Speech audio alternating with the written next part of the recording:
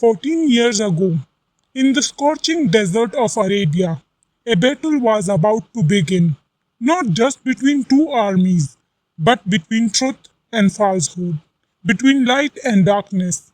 This was not ordinary war. This was the Battle of Badr, the first and most decisive battle in the history of Islam, where angels came down to fight and destiny was rewritten. After years of oppression in Mecca, the Muslims had migrated to Medina, but the Quraysh of Mecca could not tolerate the rise of Islam. They had taken the wealth and homes of the Muslims who had fled. One day, Prophet Muhammad, peace be upon him, received news. A caravan led by Abu Sufyan, loaded with Muslim wealth, was returning from Syria. The Muslims saw a chance to reclaim what was theirs. Prophet Muhammad, peace be upon him, gathered about 313 men. They were not ready for war. They had only 2 horses, 70 camels, and very little armors, but their hearts were full of Iman. They set out to intercept the caravan. But Abu Sufyan got the news in time. He quickly changed his route and sent a message to Makkah. Help us, Muhammad is coming for the caravan. Makkah responded with fury. The Quraysh gathered an army of over 1,000 men, fully armed with 100 horses and 600 armors. The leaders of Quraysh, including Abu Jahl, were determined to crush Islam forever. When Abu Sufyan told them the caravan was safe, many said they should return, but Abu Jahl's pride refused. We will go to Badr, he said. Celebrate for 3 days and show the Arabs who we are. Now the Prophet, peace be upon him, had a choice. The caravan was gone. Facing the Quraysh army meant risking everything. So he consulted his companions. The Ansar and the Muhajirin stood up with patience. O Messenger of Allah, we will not say as Bani Israel said to Musa, we will fight with you. Even if you lead us into the sea, we will follow you.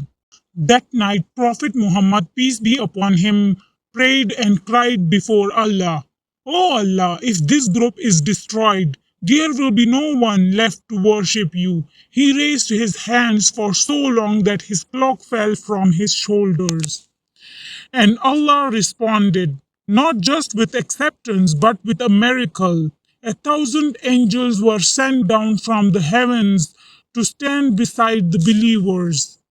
March 17, 624 CE, the 17th of Ramadan. The battle began. The Muslims formed lines. The Prophet, peace be upon him, stood tall and brave.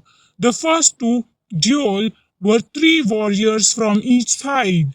Ali ibn Abi Talib, Hamza ibn Abdul Muttalib, and Ubaidah faced the champions of Quraysh and defeated them swiftly. Then the real fight started. Dust filled the air. Swords clashed, but suddenly strange things began to happen. The enemy saw warriors in white turbans on horses they had never seen. Some disbelievers later say, we saw men striking us who were not human. It was the angels. Just as Allah promised in the Quran, I will reinforce you with 1,000 of the angels following one another. The proud leader of the Quraysh, Abu Jahl, was killed by 2 young boys, Muad and Muawid. They asked, where is Abu Jahl? And charged at him like lions. Abdullah ibn Masud radiallahu ta'ala anha found him wounded, still arrogant, even at death's door. You have climbed high, he sneered. Ibn Masud replied, but you have fallen. When the dust settled, 70 enemies were killed and 70 taken as prisoners. Only 14 Muslims were martyred. It was a miracle, a divine victory. Badr was not just a military success, it was a spiritual turning point. The Muslims, once weak and hunted, now stood as a rising force, protected by Allah, strengthened by angels. Indeed, Allah made you victorious at Badr when you were weak. So fear Allah that you may be grateful. This was the day when truth won over falsehood and Allah's promise came true.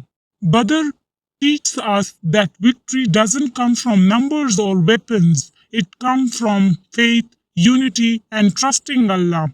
Today we may not see angels, but if we stand firm with Iman, Allah's help is never far.